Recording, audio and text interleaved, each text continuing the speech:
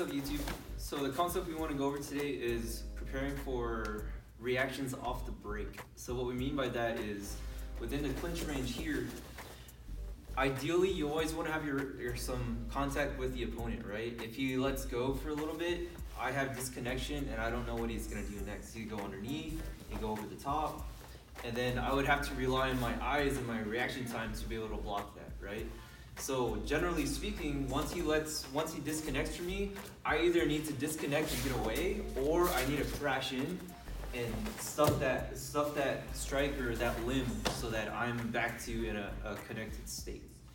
As soon as something feels off, as soon as it becomes disconnected, like your guard should immediately go up. And common points is like you're looking for knockout points that you want to kind of cover.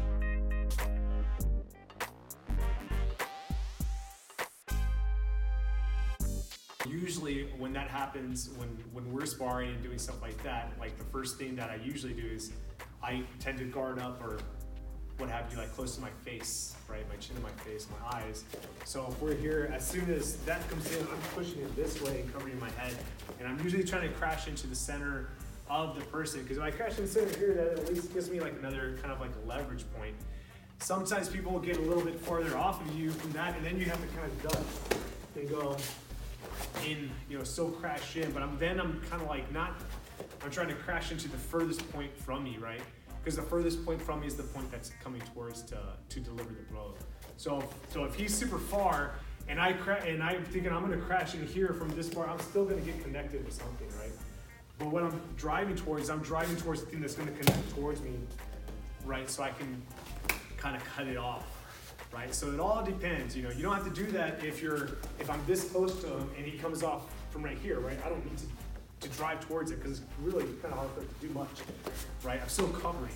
So there's a couple drills you could do for this. One is person A preempts it by shoving off and creating the distance, right? So let's say we're here in a close range and I'm gonna do a shove, and that means he needs to close the distance immediately, right?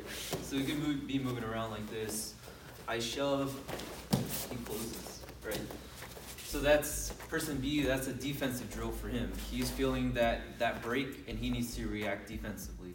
Now he can also react offensively, right? So if I disconnect, he can throw a strike right afterwards, right? So he's preempting that by just throwing his counter right off the disconnection, right? So let's say I'm moving him around, I'm pulling his posture down, I disconnect, and he throws a strike right off the bat, right? Another drill you can try is he creates the breaks so that he can throw the strike. Because if I'm here and I feel whatever is happening, the defensive guy, he can create that shove, and then he does the strike, right? That way I have no connection to him. So this thing, you can do it on the wall as well. We do this all the time in our classes. So we're here, all I'm doing is create a break and throw the strike. Create a break, throw the strike. And the knee is also a really great one because, like Aaron was saying, most people are going to be covering up top. So you can start creating shoves right into that. And you see that a lot in Muay Thai and fights like that.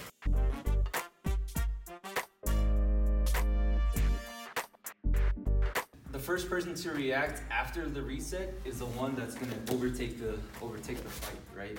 So let's say I try to go for a takedown, he stuffs that, and then we reset, right? That's waiting too long, that's waiting for the next exchange. What if he stuffs the takedown, I reset, and he comes in and goes for the strike, right? So right after the break, he's the one that reacts first, and he's the one that gets to preempt and start the next exchange.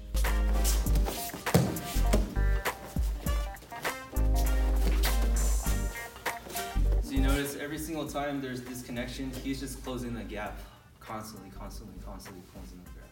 Even when you learn grappling, you can set up for throws that do fail, and if you really are really adept at your own body's mechanics, then that doesn't necessarily mean a failed takedown results in like that reset, right? Like a lot of times I'll practice shooting for a double to throw a punch, right? So it looks like I'm shooting for the double, which I kind of am, but I'm really trying to throw that overhand punch that you see boxers.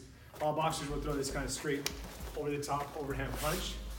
I like to set up for the double or single here, and then just come to the straight overhand punch, right? So you're feinting. I'm feinting the takedown, right?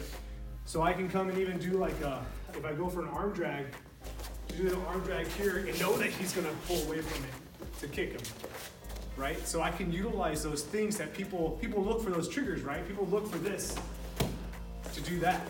So I can do that intentionally to just boom, back, right off the bat, right? And know that that's what's going to happen.